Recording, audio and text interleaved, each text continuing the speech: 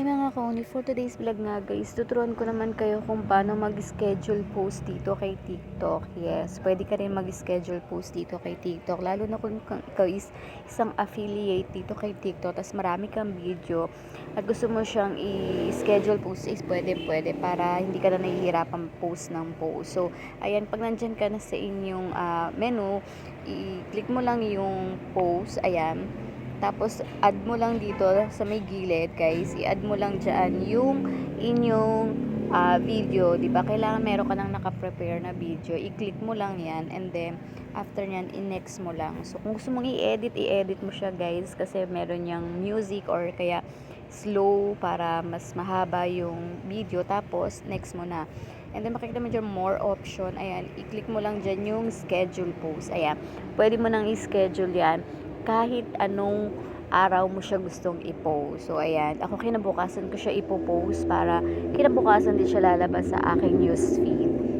So, yan. Ikaw na rin maglagay ko anong oras, kung gaano katagal mo siya gustong ipo. Kahit next year mo pa siya i-post, guys. Po pwede. Basta schedule post mo lang siya. And then, pag naka-ready ka na, syempre maglagay kayo ng caption sa taas.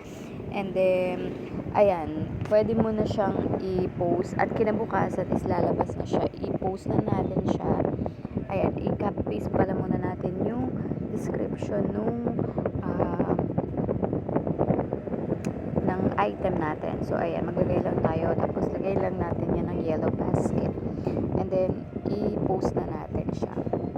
Ayan, huwag niyo makalimutan maglagay ng yellow basket para tuloy-tuloy yung para kapag may gusto umorder is i-click na lang nila yan. Tuturuan ko naman kayo kung paano maglagay ng yellow basket dito sa next video natin na ituturo ko sa inyo. Ayan, ilagay na natin yan. Pag naka-ready na or set na lahat, i-post na natin yan.